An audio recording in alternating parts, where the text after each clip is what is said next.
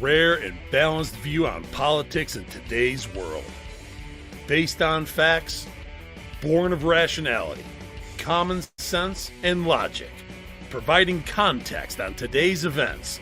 This is American Perspective with Rick Thomas. Hello, everyone.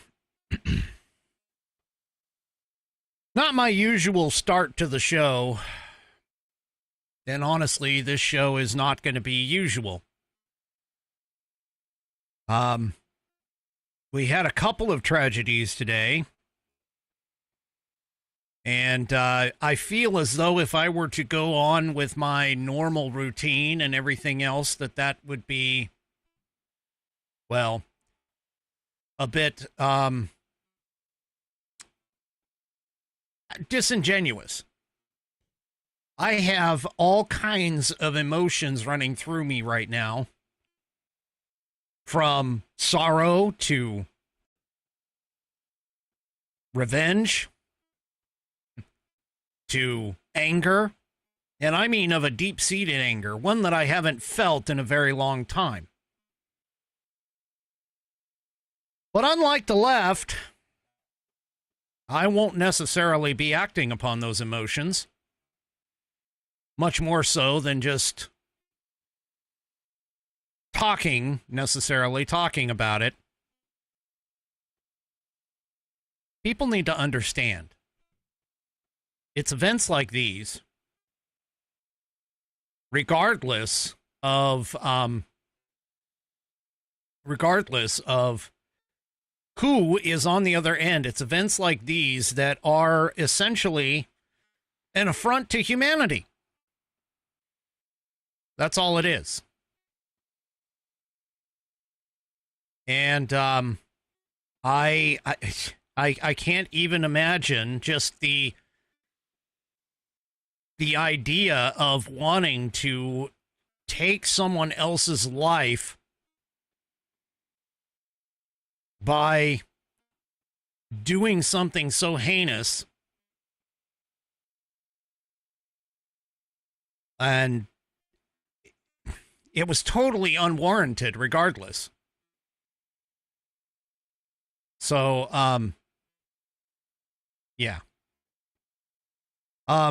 Anyway, so unfortunately, I mean, let's just put it this way. The show is going to be completely different. I am not going to be following my same format. So if you're here for the same format, sorry, it's not going to happen tonight.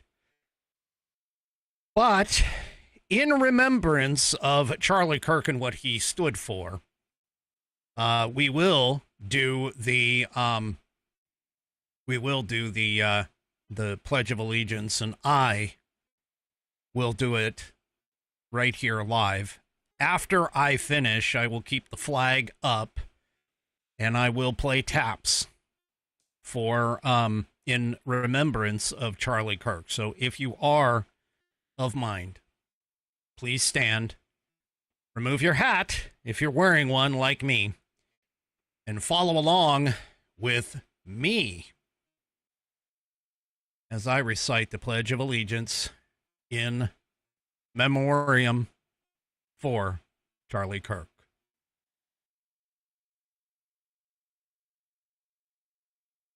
I pledge allegiance to the flag of the United States of America and to the republic for which it stands, one nation under God, indivisible, with liberty and justice for all.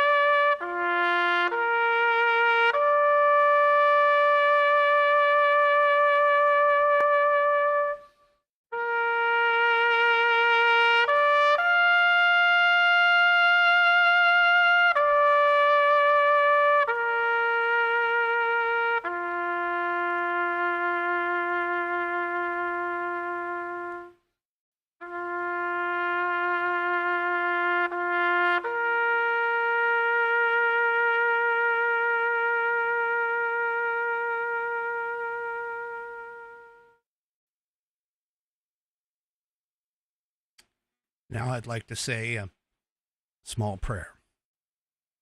Please bow your heads. Dear Heavenly Father, please take into your loving arms the soul of our brother, Charlie Kirk, who spent most, if not all, of his life dedicated to forwarding your desires and will here on earth. We also pray for his surviving wife and 2 children, as they will have to face a life forward of without their father. May their memories of him be nothing but pleasant, and may this day fade somewhat into their past and in their memories with less and less hurt each day. In Jesus' name we pray. Amen.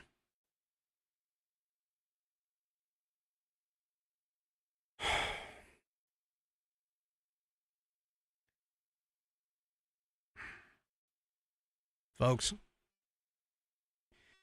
one thing you need to understand about this horrific act was that this particular one was done with malice. Folks, Charlie Kirk was not in politics necessarily. He was not a political figure per se. What he was doing was advancing the the conservative message throughout the world. For those of you that don't know, at the age of 18, he decided that he wasn't going to go to college because he didn't see any need for it. He instead went and founded Turning Point USA. Since then, he founded his organization. His organization, from 2012 all the way up until today, has reached out and created a major conservative youth organization through media, educational, and political arms. He obviously was a prominent ally of Donald Trump. He hosted a show called The Charlie Kirk Show, podcast as well as a radio program. And according to sources, he had recently been appointed to the United States Air Force Academy Board of Visitors last March.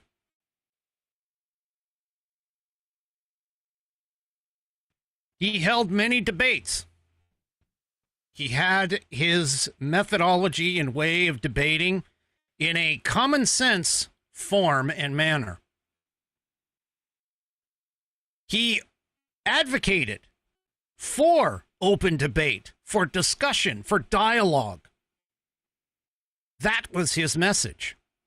Not for political violence, but his belief was that if we opened up the dialogue and we got the dialogue going, that would forward our nation more than divisiveness and rhetoric. And whether you agreed with him or not, you had to admit the man was definitely polite. I know I can't claim to be an avid follower, but every once in a while when his clips would come up, there were a couple of things that I noticed whenever he was debating with someone. One was that he would allow them to basically get out what they wanted to say. He encouraged dialogue with those on the opposite side of the aisle. And if you ever noticed when he was at these events, he had a habit to ensure that he did not interrupt with the person on the other microphone. He would set his microphone down. He would turn it off. He would set it down. And he would wait patiently and listen to what the other person was saying. That is rare in this world. It is difficult oftentimes when you're in some sort of a heated discussion or very emotionally charged discussion and debate to be actually able to sit and listen. Most of the time, our minds have been trained to pick up on the first few words or maybe a sentence that the other person is communicating, and your mind immediately goes to a rebuttal argument, totally forgetting and missing the opportunity of listening to the other individual in their entire argument. He didn't do that. Now, there were times when he would ask poignant questions in order to further clarify the opposition's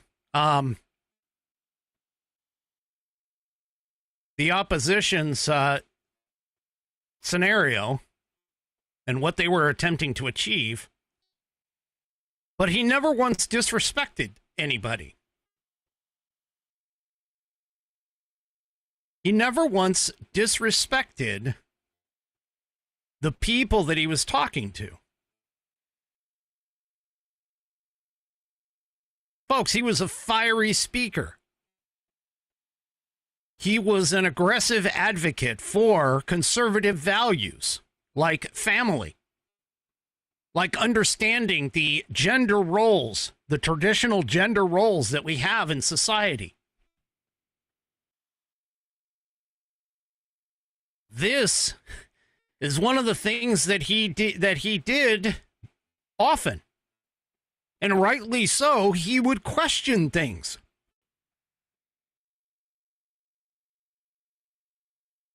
He would question things like the efficacy and safety of the COVID-19 vaccines. He joined other shows like the Tucker Carlson show and was the first guest on even Gavin Hairgel Newsom's show.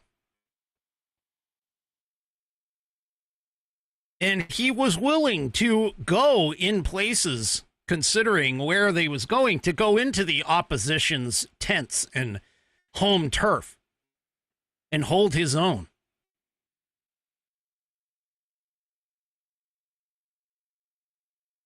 Folks,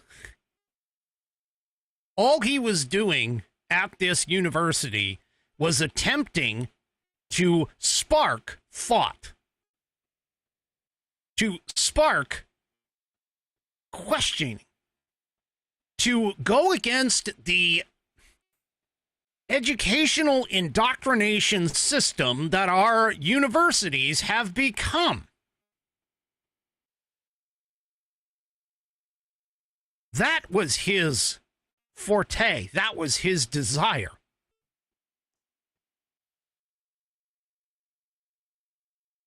And unfortunately, somebody decided to take that voice out of our universe. Here's what we know. The shooting occurred at roughly 12:12 p.m. local time at Utah Valley University in Orem, Utah. He was about 20 minutes into his presentation and was actually, at the time, reportedly debating a guest speaker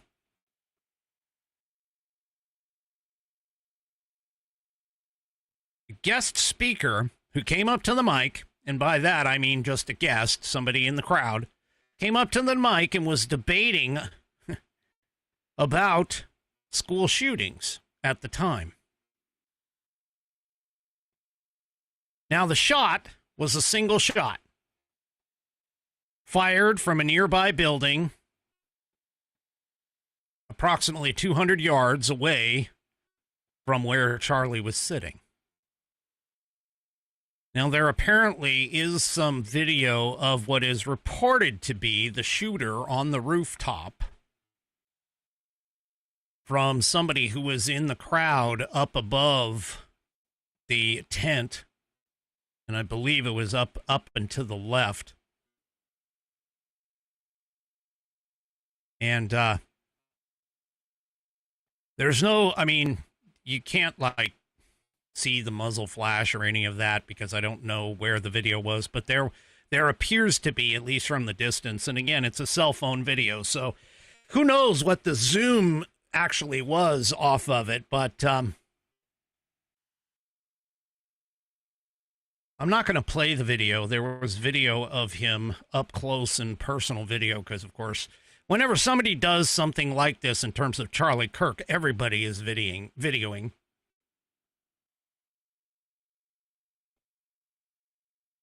They, apparently, after he got shot in the neck, and believe me, the video is horrific. If you know, the thing is that we've all been sort of desensitized, honestly, with the gore and everything that we have in all of our movies and everything else. We've been sort of desensitized for it, but it is totally different when you see it in real life and you know that it's not a movie. But he was shot in the neck. It hit what appeared to be his carotid artery. And it didn't take long, even though his security team rushed him as quick as they could to the hospital. Initial reports said that he was in critical but stable condition, and then next thing we know, he's being told that it's being told by Donald Trump on True Social that Charlie Kirk had passed. A person of interest, as of right now, has been taken into custody. And they're calling him a person of interest because the original individual that they reportedly arrested, which this is part of the reason why you have like Dan Bongino's 72-hour rule, is that you can't trust the first thing. There was an older white gentleman who was detained, let's say, for the shooting, and Graham Allen, unfortunately, went and posted his name and his face on social media saying this is the guy that they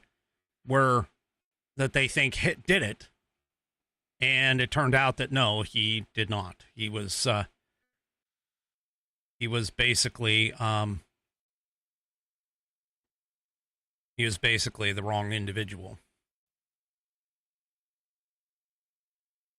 So anyway, they currently have a suspected person of interest. FBI Director Kash Patel has said the subject for the horrific shooting was in custody. Again, it's a person of interest. We'll have to see, obviously, as time goes on.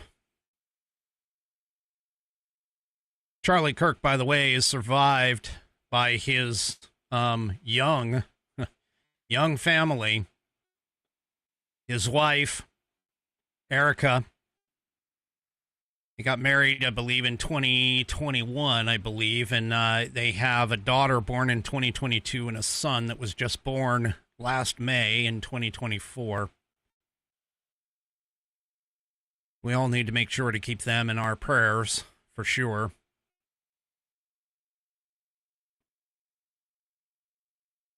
I had a lot of respect just knowing what little I knew of Charlie Kirk because of the fact that he decided to go his own way. And he wasn't afraid of standing up for what he believed. Now, Turning Point USA, his student movement, has, according to their website, a presence on over 3,500 high school and college campuses nationwide with over 250,000 student members. This guy took an idea And I know I've heard of people who have met Charlie Kirk prior to his 18th birthday, and they described him as being politically energized. He was one of the blood folks, and by that I mean politics was in his blood. There was nothing that he wanted to do other than that, and he made it happen. He grew his organization to over 450 full and part-time staff all across the country. All of this without having a college degree. Turning Point USA is described as being the largest and fastest growing conservative youth activist organization across the country. Charlie Kirk has appeared on many outlets, whether it was Fox News, Fox Business News, CNBC, well over 1,000 times. And, yeah. His writings, he's a columnist at Newsweek. His writings can be seen on Fox News, The Hill, Real Clear Politics, The Washington Times, Breitbart, American Greatness, Daily Caller, and Human Events. He was named to the Forbes 30 Under 30 list, and also was the youngest speaker at the 2016 Republican National Convention. Was the opening speaker at the 2020 RNC. He's an author of 3 different books, including the #1 Amazon and New York Times bestseller called The MAGA Doctrine. Another title, Only Ideas That Will Win the Future, is the second part of that title. So The MAGA Doctrine, the only ideas that will win the future. He obviously was very dedicated to what he was doing.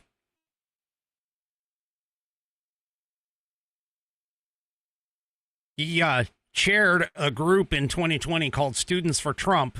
They activated hundreds of thousands of new college voters through more than 350 chapters present on campuses in battleground states. His social media itself reached over 100 million people per month.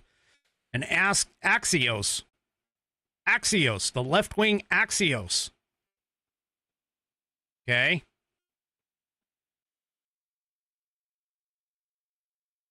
called him one of the top 10 most engaged Twitter handles in the world.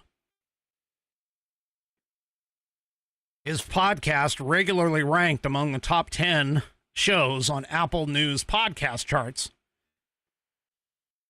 And as of October of 2020, he took his podcast to broadcast and became host of the nationally syndicated daily radio show broadcasting on the Salem Radio Network, taking the 12 p.m. to 3 p.m. Eastern slot time all across the country.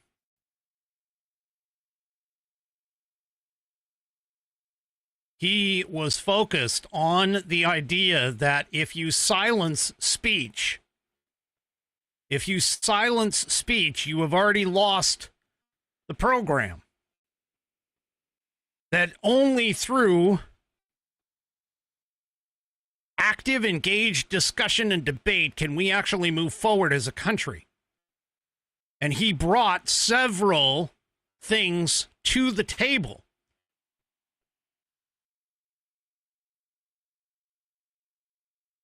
He was highly respected, I would say, by many on both sides of the aisle.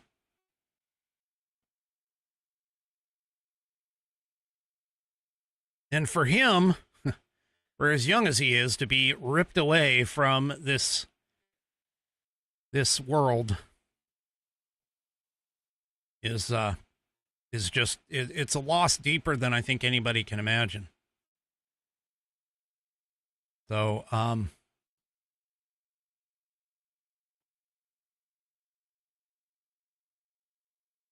he is going to be a loss to the conservative movement, for sure.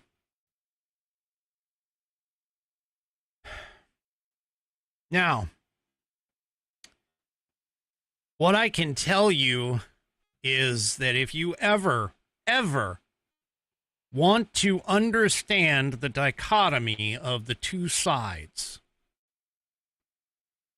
and I'm talking about the conservative movement and the leftists. When he was shot and the news hadn't come out yet about his death, I was watching, obviously, social media for news. I was looking at social media, both Facebook and Twitter, for the news of his condition. And as I was going through, all I can tell you is that the leftist lunatics, and I'm sorry, but I'm going to get a little, I'm now my anger is starting to come up. The leftist lunatics, and I'm not talking about the politicians, because the politicians, most of them realize that, oh, hell, this is wrong, and they went ahead and they posted all this stuff about, oh, political violence. Political violence is not welcome in America. The same politicians who sit there and call MAGA extremists, ultra MAGA extremists, call us racists, fascists, call us Nazis, call us totalitarian, call us pedophiles. Sit there and talk about how, they wish for seeing the orange White House occupant, his obituary.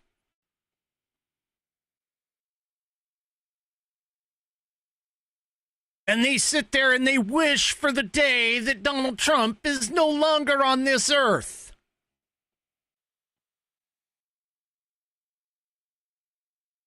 They immediately jump on the idea that the minute that you are talking about something that is constitutional, I have been directly affected by this myself.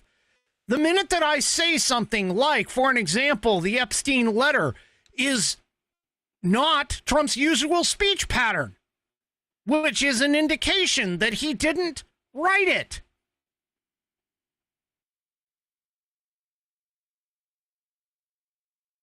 They immediately go to the fact that I must be a pedophile. They immediately say that I am a pedophile protector. Even though I have shown multiple times on this program many facts and evidence that demonstrates that all of the stuff that they've been talking about Trump and others, are completely wrong. That we sit here and we discuss the truth, like Charlie Kirk did, about males, biological males in female sports and spaces, that we talk about the truth, about things like religion, that we talk about things like the Constitution, and how the Constitution limits government, and that things like health care and welfare and all these other programs that Democrats have instituted and advocate for are not part of our constitutional federal government's responsibility.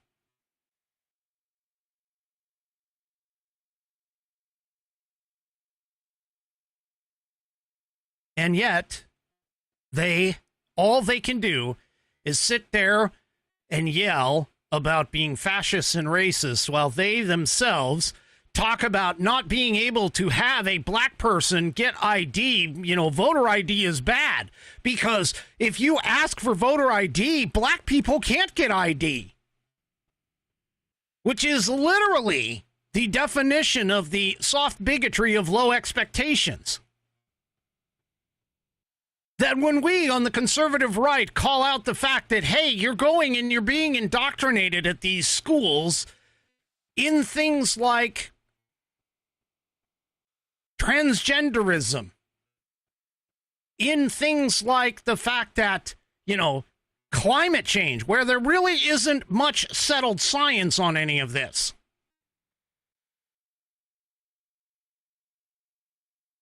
When we, as conservatives, look for facts, evidence, logic, reason, common sense, and the left, all they care about is whether or not their feelings got hurt. See, to the left, everything is about feelings. They don't care about facts because facts don't care about your feelings.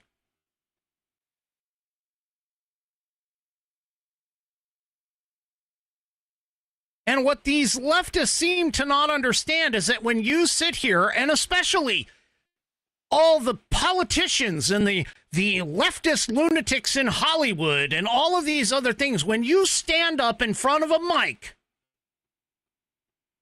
when you stand up in front of a mic and you're sitting there saying things like, he's a racist, he's a fascist, he's without any proof whatsoever, he's a rapist, he's a pedophile, or anybody else with all that. Oh, yeah, you're a conservative. You're a conservative. Oh, you're a white nationalist.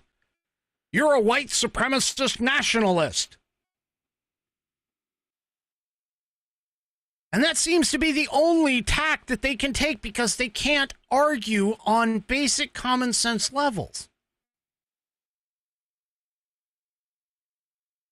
And Charlie Kirk was able to argue on common sense levels.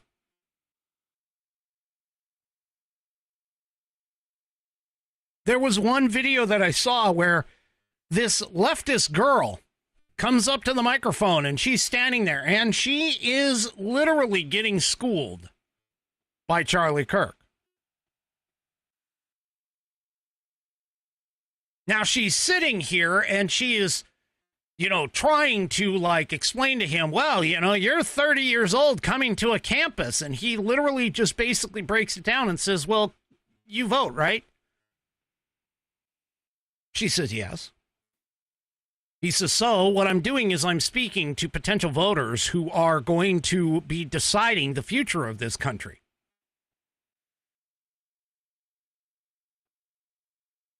Well, after a few back and forths, the woman gets so flustered that she tries to get Charlie Kirk and his stream removed from YouTube by baring her breast. Yeah. That's what they end up with, people. That's what the left does.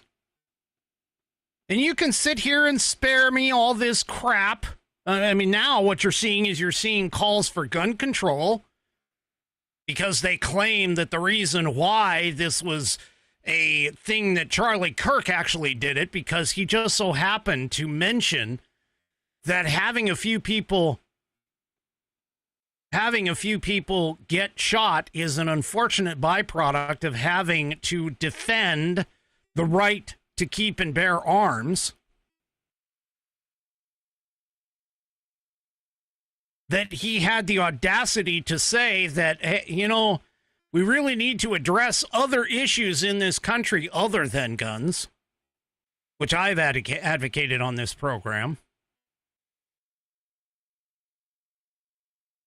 That he advocated for family, which is a big problem in this country.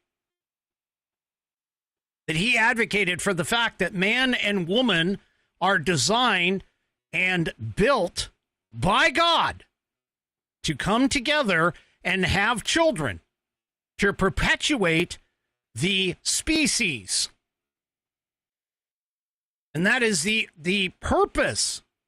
That is a God-given purpose in life.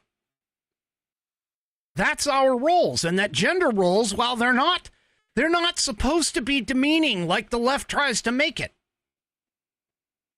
Because what you don't seem to understand, what the left doesn't seem to understand, is that God did not make woman to be a slave to man. God made woman to be his partner, to become one flesh, essentially to two halves of one whole, and that this pairing happens under God. See, these are the things that Charlie Kirk and most conservatives believe. And it is supported by science and scientific evidence. Studies, many studies, and I've even talked about them on this program. Many studies have shown, first of all, that conservative women who believe in these values are much happier than their leftist counterparts. And second of all, that men and women who are in a marriage and relationship, and not only that, but also have children, they all tend to be much happier than their leftist counterparts.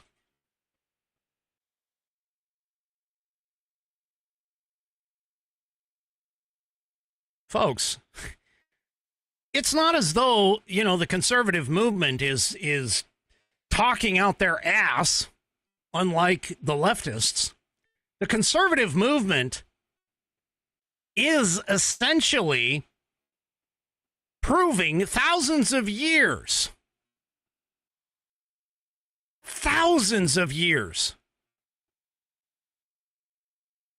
of human, if you want to call it, human evolution.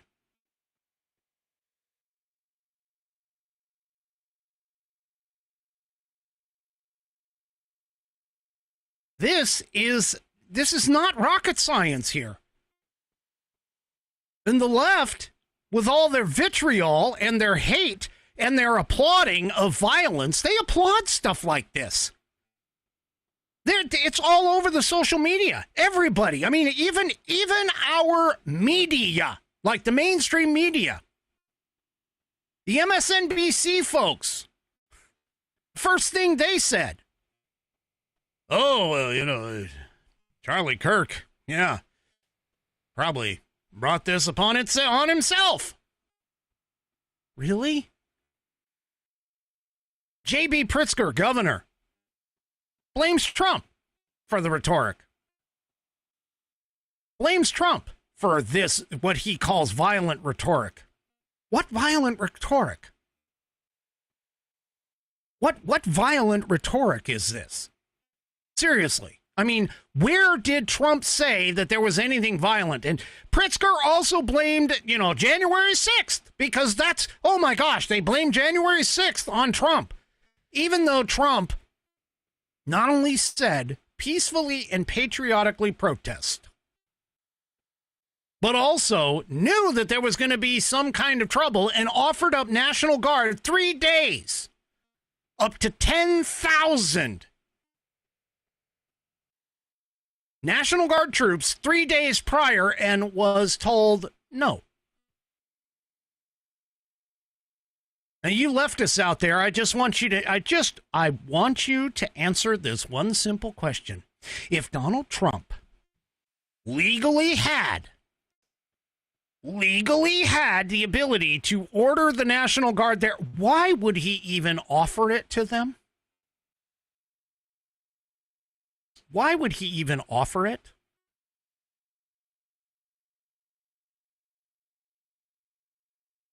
Why didn't he just deploy them?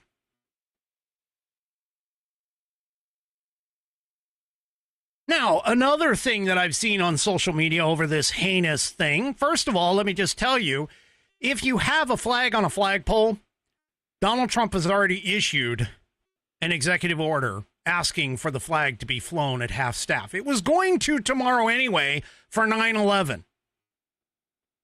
But now it's at half staff today up until Sunday. 6 p.m. So if you have a flag on a pole, please lower it and fly it at half staff until Sunday at 6 p.m. Basically, at sunset, then you can return it back to its top of the pole.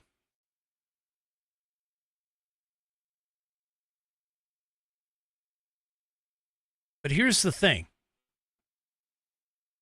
These people don't even realize that they're the ones who have been turning up the water. But it's not the water they're turning up on conservatives. It's the water they're turning up on their own base. See, and I've said this on this program, and I'll keep saying it. The problems that we have in America, regardless of what the left wants to say is a gun problem, or a violence problem, or a gun and violence problem, there's two things that contribute to every single violent act that is out there. One, mental illness.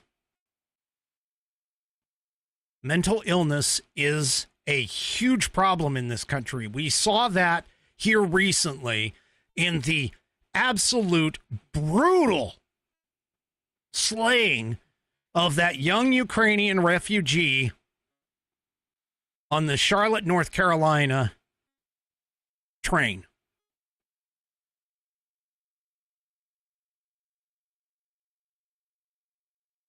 And not a single Democrat said anything.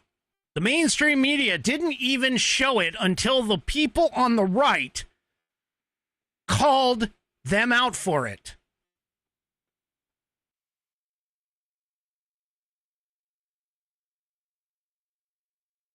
The other piece that is a problem in this country is criminal behavior. Period.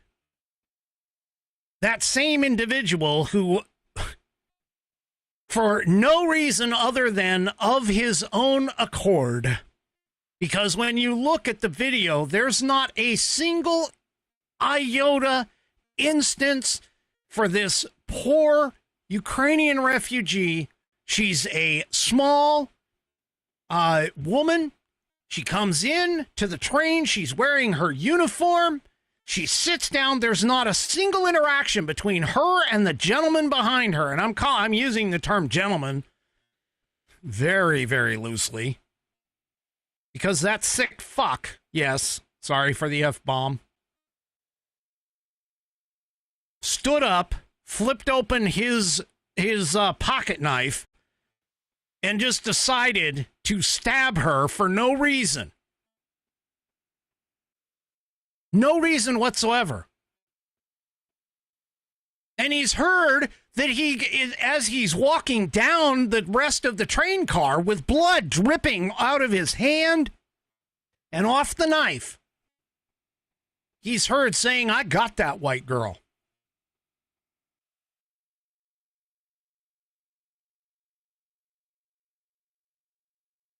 Folks, I just got to ask, are we going to continue? Are we going to allow this to continue? We have a problem in this country, and I'm going to be completely honest, and I'm putting it right here, right now. I'm laying it out on the line. The problem that we have are Democrat, leftist morons, and their leftist policies. That's the problem that we have in this country. And spare me all of this, boo-hoo, whiny crap about the two Minnesota individuals who were taken down by that mentally ill individual who thinks for some damn reason, for whatever reason, that Tim Walz ordered him.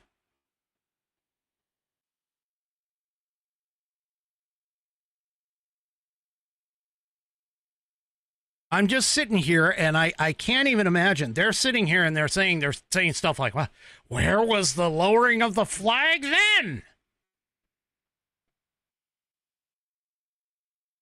Where was the lowering of the flag at that point? Well, why haven't we heard anything about him? Well, because the guy was a mentally ill moron who was on the left. And you can sit there and say, oh, no, he was like totally religious and, backed up religious beliefs and all this stuff. He worked for frickin' Tim Walz.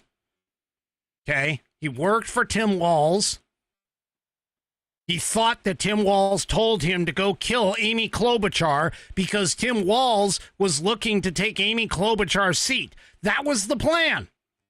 Whether or not Tim Walz actually said that to him, it does make a difference. But the reality of it is I highly doubt that Tim Walz would say that. Tim Walz is a lying, stolen valor coward.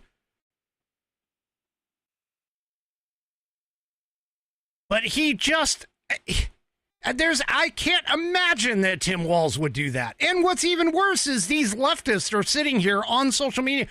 Well, there was no, people saying, pray for this person. I never saw a Republican or a conservative say, no. Every single one of them that I saw came out every single time something like this happens. And they clearly state, hey, this political violence, even I do it. I do it every single time. Political violence is not acceptable. That political violence is not acceptable, no matter who you are. Left, right, across, hold, whatever. Purple, green, pink with polka dots. I don't care. Political violence is not acceptable. And to sit here and to make this entire, whether it's Charlie Kirk, those two in Minnesota, the horrific shooting, which, by the way,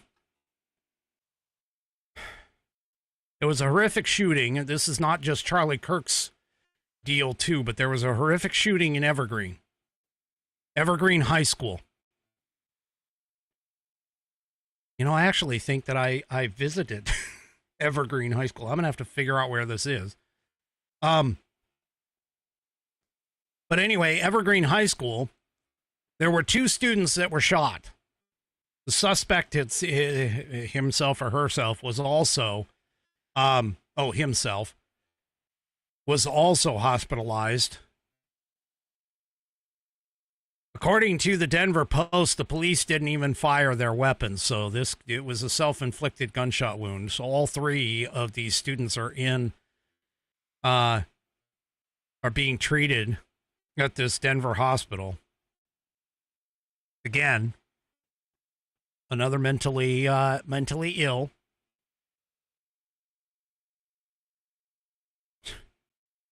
I mean, they have to be mentally ill. I don't care what you say. You can sit here and say, oh, no, they didn't have any mental ill problem. Yes, they did. Because believe me, it takes a lot. It takes a lot to want to pull a trigger on an innocent civilian. I've gone through the training, being a military person. I've gone through the training. And I still go through it all the time. It takes a lot to realize when you're doing it for real. It's a lot.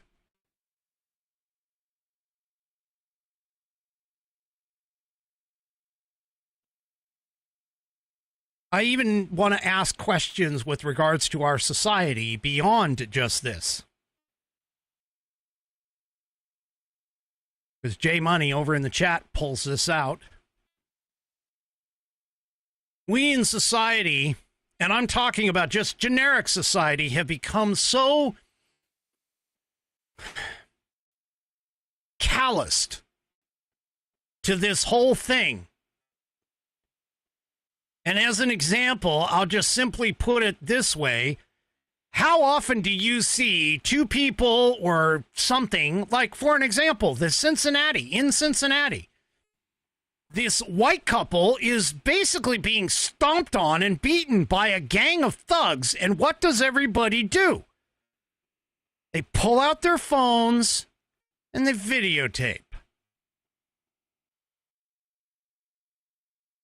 They pull out their phones and they want to be the next YouTube star or TikTok star or whatever, rather than helping the individual who's in trouble. That poor Ukrainian refugee woman on the train.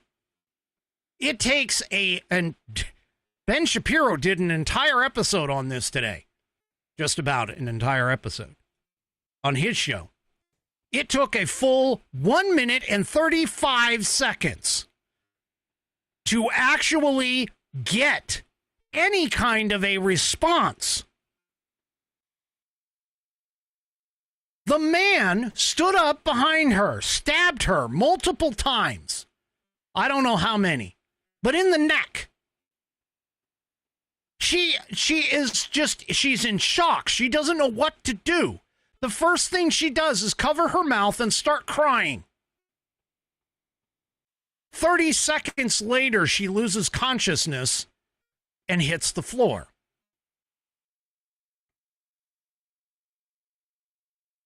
Now, that in and of itself is just absolutely horrid and disgusting. But here's what's worse. There's a man sitting 2 rows back on the opposite side of the train from the attacker, from where the attacker was sitting. There's a woman sitting directly across from the woman who got knifed on this train. Both of them watching and do nothing. The man actually gets up and is like standing right next to the victim. He's just standing there. Who knows what he's doing? You can't even tell. But he's sitting there and he's just watching this woman bleed out on the floor of this public transportation. Nobody runs and grabs a shirt. Nobody says, call 911. Nobody does a damn thing to help this poor woman who literally bled to death in a matter of 2 minutes. And as we see, or have seen, in today's assassination on Charlie Kirk, if you hit the correct spot on the human body, you bleed out in minutes. It doesn't take much, folks. But it's not whether or not you have training. It's not whether or not, it's the plain and simple fact that we as a society have gotten to a point where, number one, this violence is apparently accepted now. Nobody seems to care. You see somebody getting their ass beat on the street and you don't even respond to it. You pull out a freaking phone and you're like watching on the phone and you just record it and maybe live stream it. Oh yeah, this is what's happening. Hey, check this out, dude. This is what's happening on my train.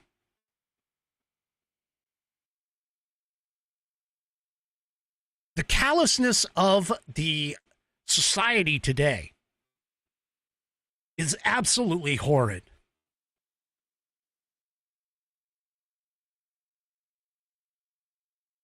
And I'm going to tell you, it's not just today, by the way. Let me tell you a little bit of a story. This is a true story. It was one of my uncles. And we were talking one day about something about, the callousness of people. Now, this is, probably 30, 40 years ago.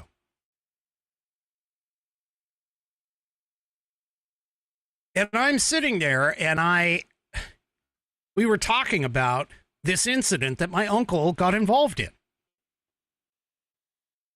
Now, you got to understand, the generation before mine, and anybody who is my age or older understands this, but the generation before mine actually had respect for women, actually had respect for the female sex and the roles of the genders.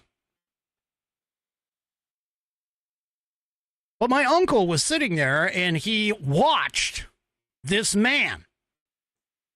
And I'm only calling him a man to call him out for his actual gender sex. He's watching this man. They're in the street. They're in this alley on the street. And he's watching this man beat this woman. And back then, it was considered respectful.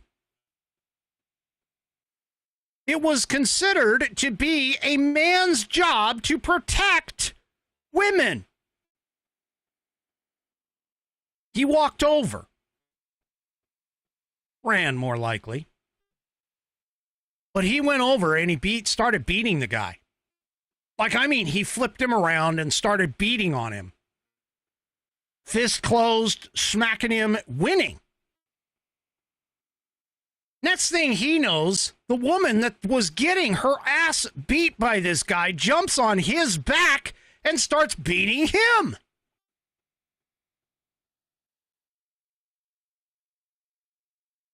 This is exactly where our society started.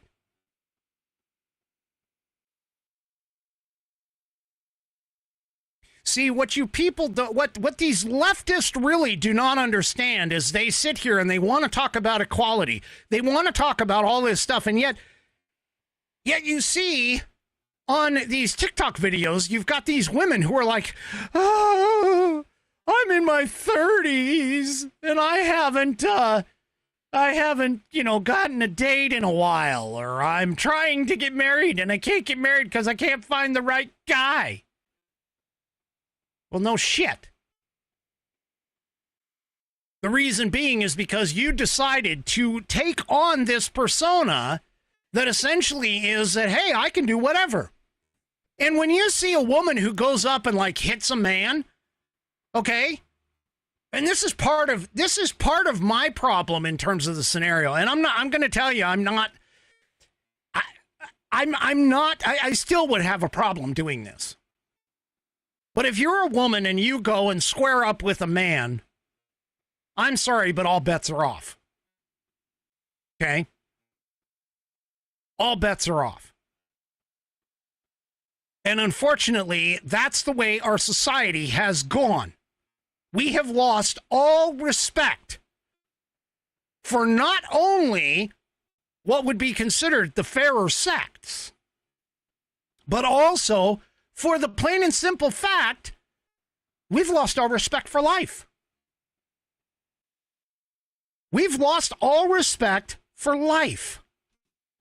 And for that, I'm going to blame, and yes, I am blaming, once again, the leftist ideology of, oh, yeah, baby, yeah, a baby in the womb's not a baby. It's just a clump of cells. It's just, it's nothing. You can go and, you get pregnant and you don't want it anymore. And so you go to the doctor and have the doctor vacuum the shit out of you. It doesn't mean anything. It's nothing. Folks, the sickness in our society today is stemming from all kinds of leftist attitudes. And you can see it across all modes and all scenarios and everything else across our entire society. And what's worse is these same damn people who sit here and talk about, we got to be able to like kill our babies and we've got to be able to, be the men and all of this other stuff. Yeah. Yeah, we've got to make sure that, we got to protect criminals. Why? They don't belong in society. Oh, well, illegal aliens, they have rights too. No, I'm sorry, they don't. I mean, they have a human right to life. But just like a regular criminal, when you go against society, you have punishments. One of those punishments is you get your right to freedom taken away. I mean, we're certainly not going to go and kill necessarily an illegal alien, but they don't have a right to be here. And whether the leftists want to admit this or not, and we're seeing this, even if you take a step further, okay, take this a step further, just take a look at what's happening over in Gaza with the Israelis. See, the leftist morons are all jumping on this idea that, oh, you know, the Israelis, they're the ones that started all this. No, they didn't. They didn't start all this. Hey, let me explain something to you, leftists. Let me explain something to you. See, back in 2006, Israel decided to hand over the Gaza Strip to the Palestinians. You wanted a two-state solution? Guess what? 2006, there it was.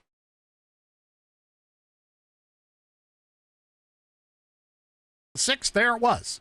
It was a two-state solution. Now, the Palestinian people could have chosen at that time to stand up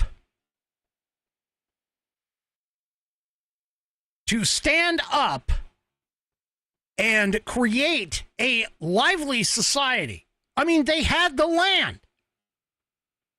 They even had feeds, electrical feeds and stuff from Israel. They had that all. They had the opportunity to potentially even build docks. They could have created a oasis on the sea.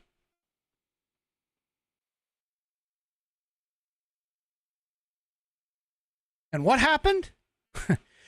They chose to bring in Hamas, a terrorist organization.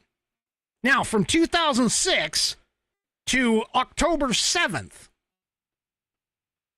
from 2006 to October 7th, they were completely on their own. They could have done whatever they wanted. They could have decided to take that land and turn it into something wonderful. But what did they do? Even Hamas beat and exploited their own Palestinian people. Hamas, which was voted in, voted in to be the governing body over there in Gaza. They had their two-state solution, folks, and on October 7th, they decided to go ahead and destroy all that. They took down the wall that Israel had created. Oh, and by the way, just for those people who don't seem to understand, Israel was actually allowing the people from Gaza, the civilians from Gaza, to come through the fence and go and work in Israel. How do you think they ended up coming across? It was a complete setup across the board. It wasn't just all of a sudden the wall is torn down. No. They had people who knew where the kibbutzes were, which, for those of you that don't know, a kibbutz is like a little community, okay, a town. They knew where the kibbutzes were. They knew that everybody was going to be at this festival. They knew where the festival was. They had all of this information because people had been allowed to go into Israel and work. Palestinians had been allowed to go into Israel and work. And contrary to popular belief, folks, Israel is not all Israelis. It's not all Jews. There's Arabs who live in Israel. In fact, there's Arabs who fight in the IDF.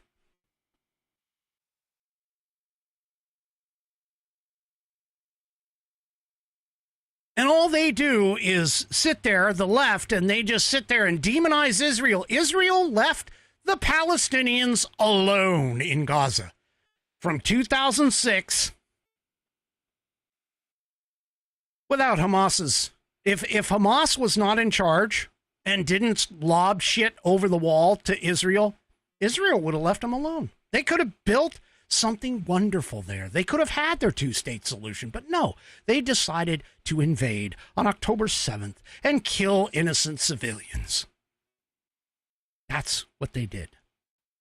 So don't sit here and spare me, give me this idea that all of a sudden I have to have, some sort of a sympathetic outlook for the Palestinian people. Over 75% of Palestinians believe as Hamas do. And that's just a rough number.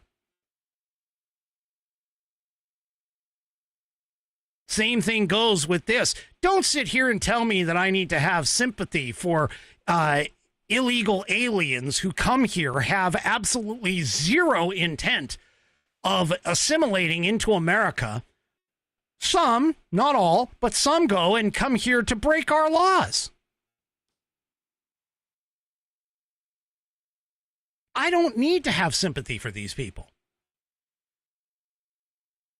I don't want to have sympathy for a organization or a level of people that want to go and kill me just because of the way that I believe. Because that's what the Palestinians want. That's what a majority of the Muslim extremists want. They want to kill me simply because of the fact that I don't believe as they do.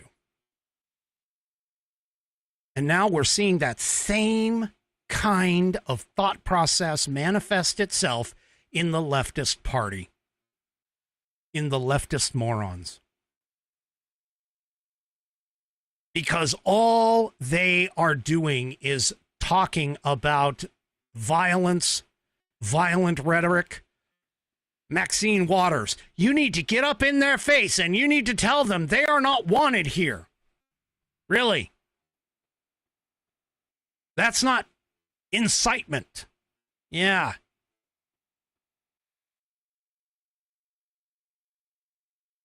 Little wannabe Obama, Hakeem Jeffries, stands up and says, the extreme MAGA Republicans. Yeah. The extreme MAGA Republicans. And that's not violent rhetoric at all. No. When you have the President of the United States standing up in front of Independence Hall and yelling about the extreme MAGA Republicans with a red backdrop and two uniformed Marine guards standing behind him, shining because of their uniforms and the metal that's on them and the white that's a part of that uniform. Yeah, no offense, but that's violent rhetoric right there. That could be considered incitement. When you sit here and say that the President of the United States is going to destroy our democracy, when we first don't have a democracy, we have a constitutional republic, which, by the way, he is actually following the Constitution more so than Biden or Obama both did. And you're sitting here and you're attempting to tell me that, the Constitution of the United States is being torn down because Trump is enforcing federal immigration law. That he is using military forces to back up federal police.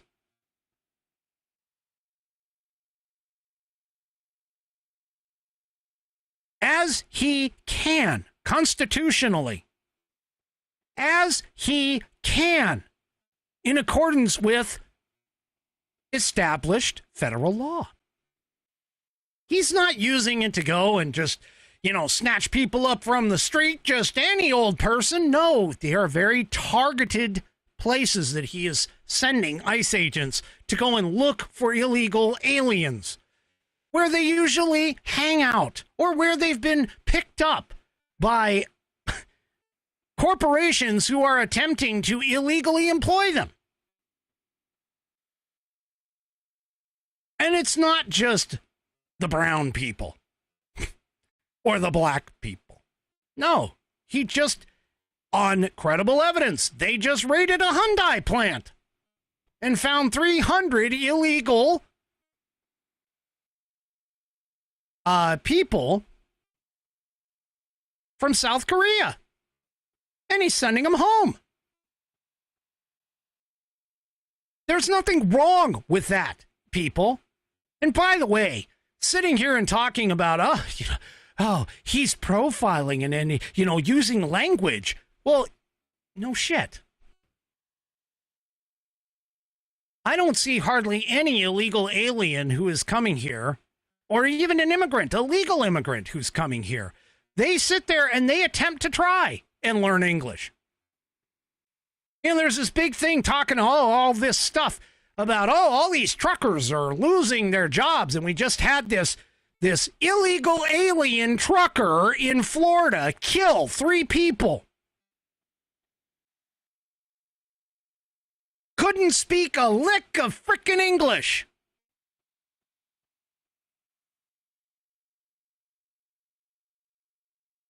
And yet, that's part of federal law, is that you have to be able to communicate in English.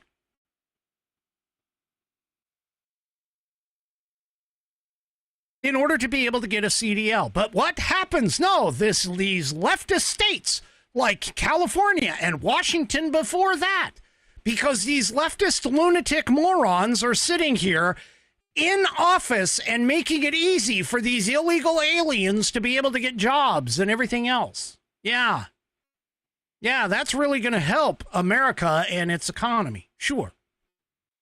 And then, of course, they defend those same illegal aliens and they try to make it so that they can vote, even though voting should be a citizen's responsibility and right.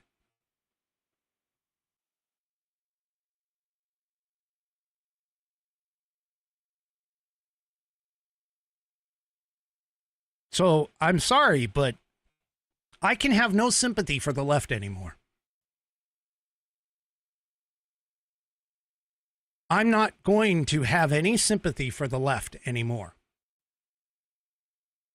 You leftist lunatic morons, if you back any of these anti-American positions, and you sit here and feign, oh, yes, it was just the violence.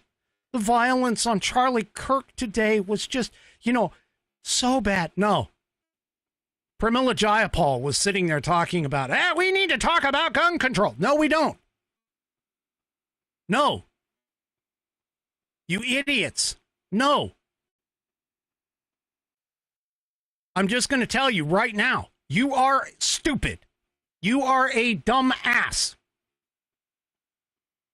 The gun is just the tool being used. What is the problem is the fact that you jackass morons have decided to normalize mental illness, to normalize allowing mentally ill and criminal behavior to go unchecked.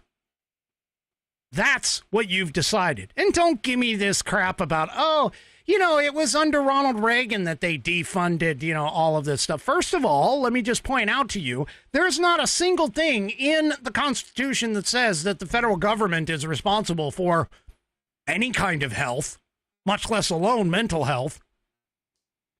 But I also am going to point out, if you are going to make that next step, you need to understand, Ronald Reagan was in office and had a Democrat-controlled Congress. There was this guy, trying to remember. His name was Tip O'Neill. Tip O'Neill. And he was a Democrat. Joe Biden served in that Congress, and Joe Biden was the one that taxed your Social Security, not once, but twice.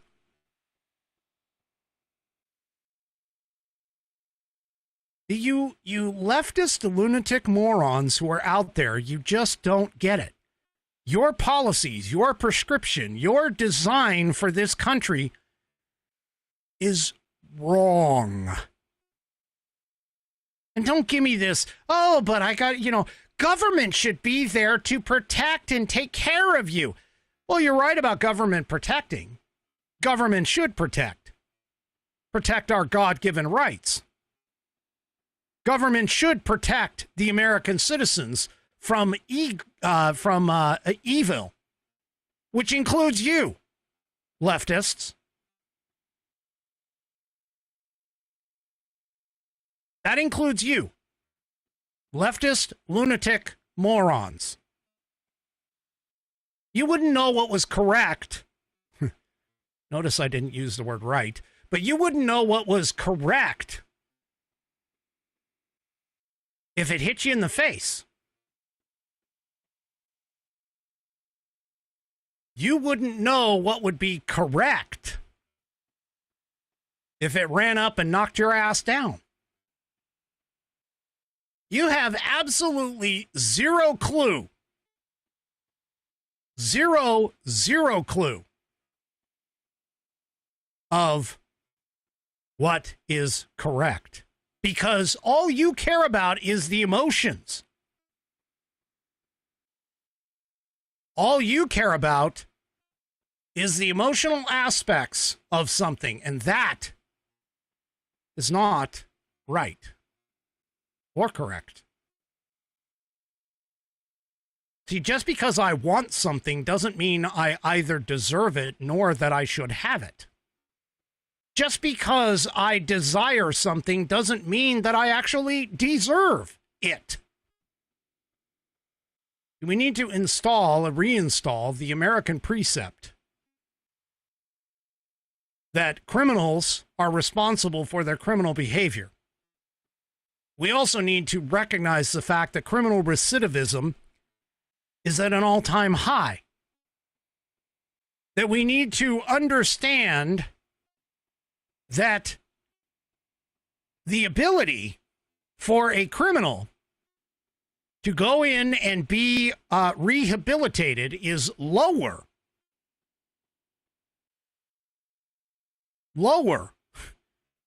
than the ability for the criminal to actually offend again.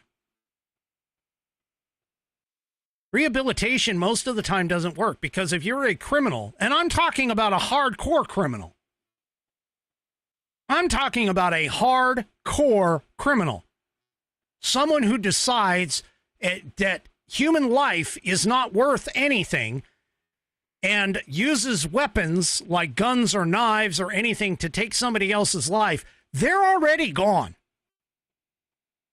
They don't need to be out in civilized society. They need to go away, get locked up, and throw away the key. Or, for the most extreme ones, they need to be marched into a room and removed from this planet. See, that's how you handle criminal recidivism.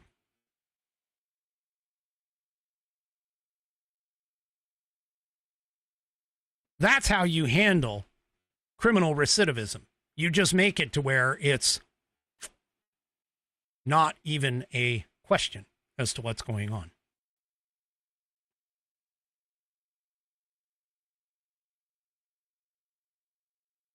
And as far as this other violence that is going on, we need to recognize the fact that there is something that is causing these people to have mentally ill issues. And I'm sorry, but even your standard criminal who takes somebody's life and doesn't regret it the next day, okay? That person has something mentally wrong with them. That's what it is.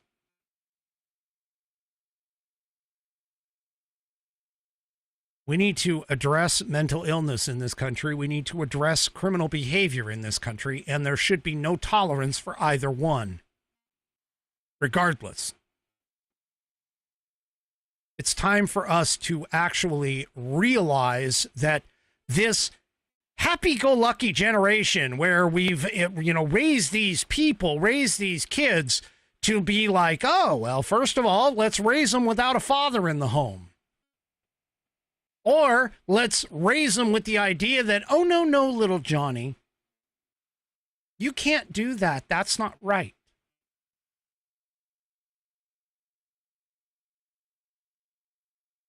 Folks, the light touch is no longer available. It says in the Bible, spare the rod, spoil the child. In other words, if you spare the punishment, you're going to get spoiled children. That same spoiled child that sits there and throws that temper tantrum on the frickin' floor of the grocery store because they can't get their sugared cereal is going to be the exact same child,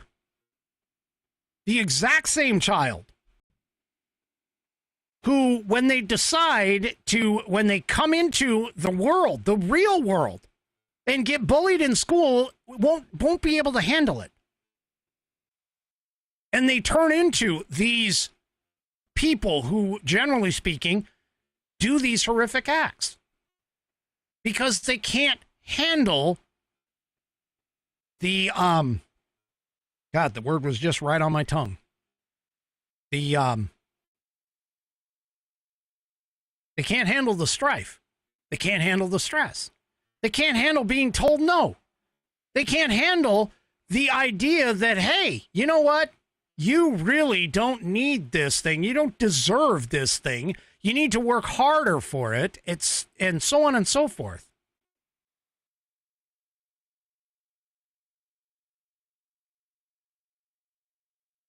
This idea that you can do something without having any kind of accountability or responsibility for your actions has made it to where we've grown up with a society that just decides to do hell whatever I want.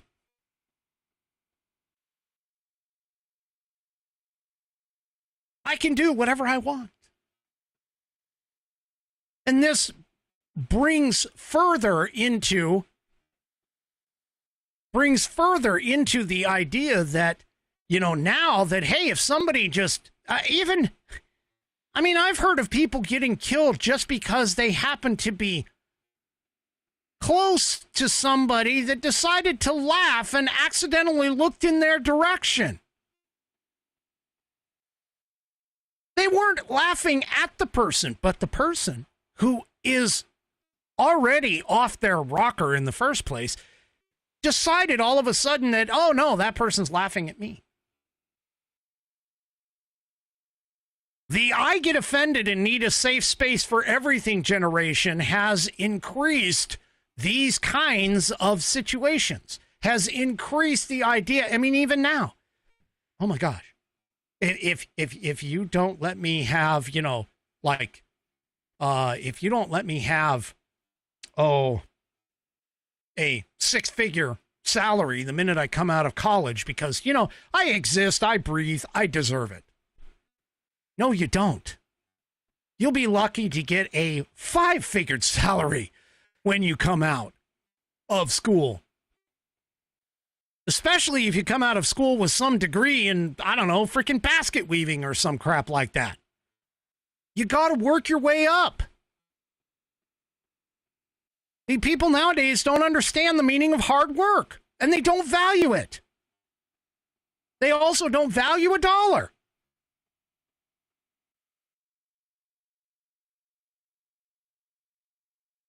They don't value any of this stuff. They especially do not value human life.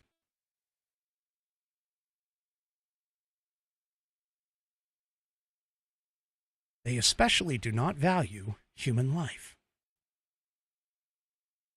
And this is our problem. Especially for people like this. Just because, I'm going to kind of bring this around and wrap this up. Just because Charlie Kirk presented a alternative viewpoint to the leftist ideologies, the correct and true and right and proper viewpoint, alternative viewpoint to the leftist ideologies. Somebody somewhere decided that he deserved to be shot and killed.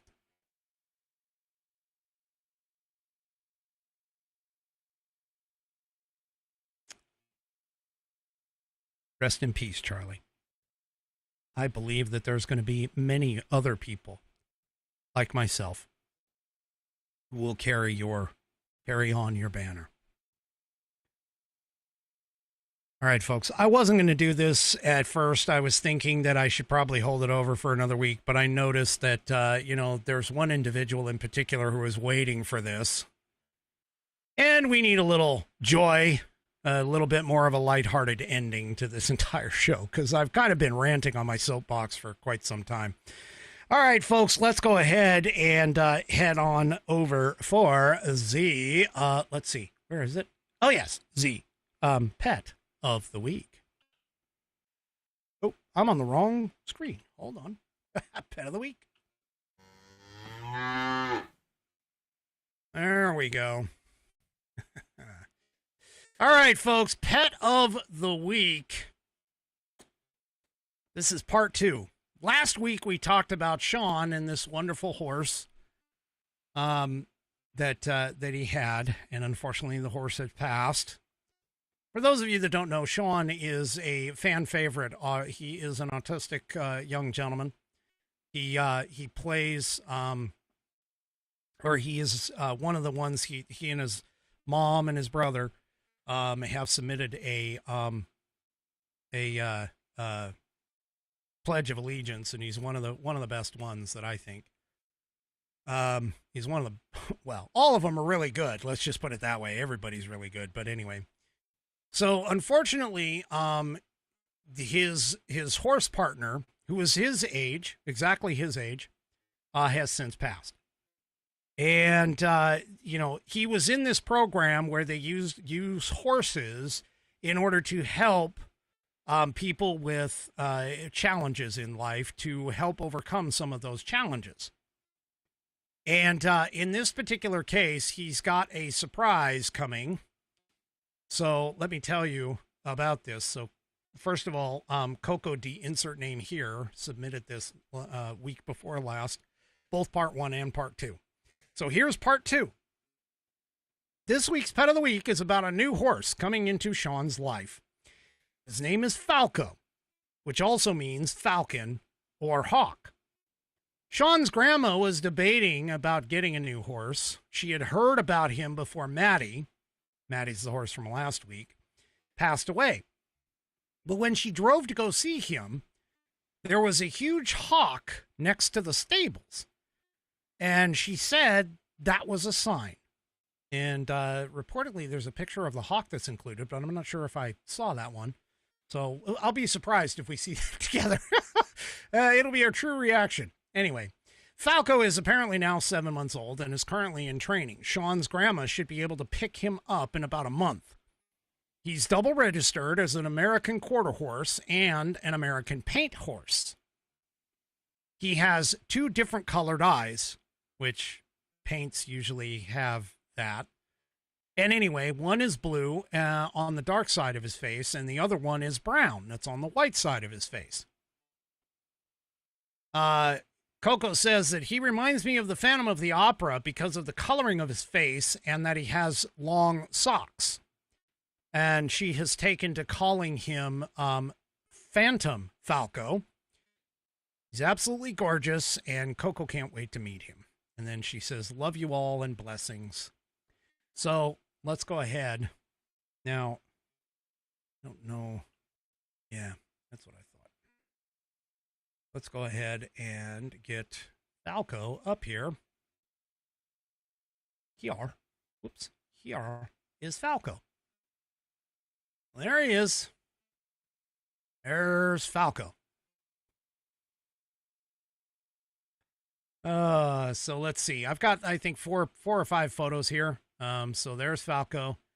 He's obviously going to be a young little horse. This is his colt. There's the falcon. See, I didn't look all the way through. So there's the falcon that was sitting on the bench or the post as a sign for the horse. Beautiful falcon, beautiful bird. Wow. Anyway, so there's Falco again. Very pretty horse, as you can see, and he's He's obviously a little bit bigger here. So gorgeous, gorgeous animal. Boy, just look at that look at that haunch, man. It's got like muscle. You can just see all the muscle definition in it. Here, let me get it closer. Take a look at that. I mean, you want to talk about horsepower. That's the engine right there. That's the engine for the horse. A lot of people don't realize this, but horses actually carry their weight in a roughly 60-40 split, meaning that their front carries about 60% of the weight, and the back is left at about 40%. And the reason for that, of course, is so that they can defend themselves by kicking with their back legs or running, But anyway. Yeah, so there he is. So that's him when he first got here, and this is when he got back. So just an absolute beautiful horse. I love paints and pintos, and believe me, there is a difference between a paint and a pinto. Okay. And quarter horses, obviously. I mean, I've had some quarter horses. Right now, all of mine are half Arab. And I do have 2 paints. They're not pintos because a pinto, believe it or not, a pinto is an actual breed.